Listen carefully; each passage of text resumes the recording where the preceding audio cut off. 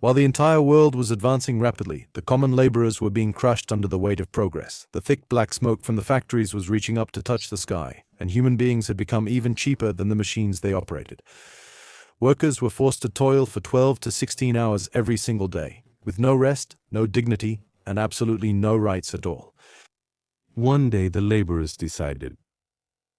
Now, they simply raised a powerful and unified slogan: 8 hours for work, 8 hours for rest, and 8 hours for their own personal lives. On the 1st of May, 1886, thousands of laborers poured out onto the city streets and raised their voices to demand their fundamental rights. This entire movement eventually became a permanent part of human history in the form of the Haymarket Incident, an event that took place in the American city of Chicago.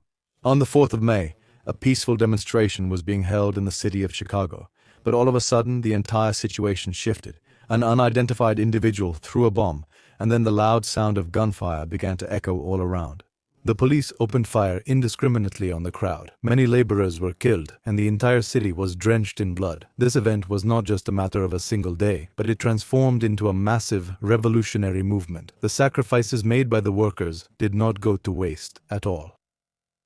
The entire world heard their voice, and then, in the year 1889, a global organization made the historic decision that the 1st of May would be dedicated to workers all across the entire world. And since that moment in time, every single year, this day has been observed and celebrated as International Workers' Day everywhere on Earth. Today we work for 8 hours every single day, but this right was not simply handed over to us. It is the direct result of the great sacrifices made by those brave workers who gave their very lives for their fundamental rights. Today, as we celebrate the 1st of May, it is not merely a holiday, but a solemn remembrance, a sacrifice, and a powerful message that the person who labors is never small or insignificant, and this is the ultimate truth that history itself will never ever be able to forget.